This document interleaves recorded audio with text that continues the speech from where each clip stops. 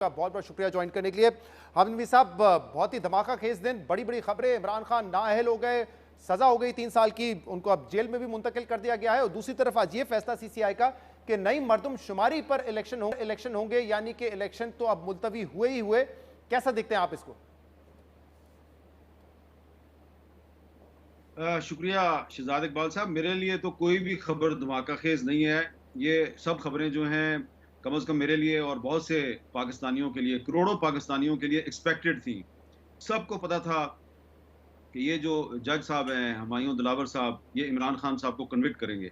और इसका अंदाजा उस वक्त हो गया था जब ये तोशाखाना केस की हेयरिंग कर रहे थे। एक जज जफर इकबाल साहब, उनको अप्रैल के तीसरे महीने में, तीसरे हफ्ते में उनको चेंज किया गया। तो जब जफर इकबाल साहब को चेंज किया गया और हुमायूं दिलावर साहब को लाया गया, और फिर जब हुमायूं दिलावर साहब के बारे में पीटीआई के जो वकला थे, उन्होंने इनके ऊपर कुछ इल्जामात लगाए कि ये पे चेयरमैन तहरीक इंसाफ के खिलाफ पोस्टें वगैरह करते रहे हैं, जिसकी कि उन्होंने तरदीद की।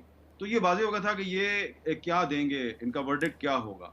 और इसी तरह जो मुर्दमशुमारी के हवाले से हम पिछले तकरीबन 1 साल से कह रहे हैं कि मुर्दमशुमारी की बुनियाद पे इंतखाबात को मुलतवी किया जाएगा, और ख़ास तौर पे जनवरी में जब पंजाब और खैबर पख्तूनख्वा की हुकूमतें जो हैं वो डिसॉल्व हुई थी, और कहा गया कि जी 90 दिन के अंदर इलेक्शन होगा, और सुप्रीम कोर्ट का ऑर्डर भी था। तो उस वक्त भी हमें पता था कि ये 90 दिन के अंदर इलेक्शन नहीं होगा, और अभी भी हमें पता था कि ये अगस्त में जब असेंबली डिसॉल्व होगी तो 90 दिन के अंदर इलेक्शन नहीं होगा।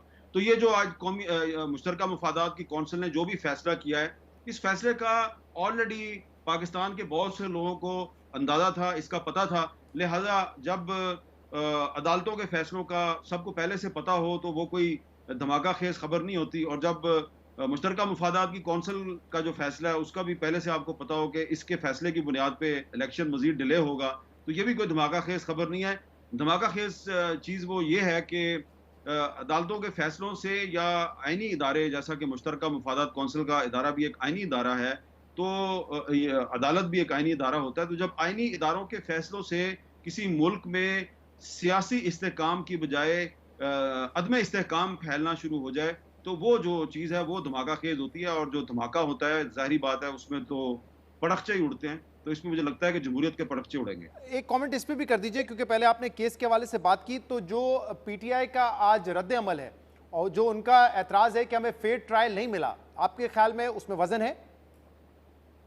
देखिए, रवायती तौर पे जो तहरीक इंसाफ का जो ट्रैक रिकॉर्ड है उसको आप देखें, तो वो इसमें काफ़ी महारत रखते हैं कि कोई भी मुकदमा हो तो वो उसको डिलेइंग टैक्टिक्स के ज़रिए उसको आगे ले जाना और उसको लंबा खींचना, इसमें उनकी महारत है, उनके बहुत से वकीलों की।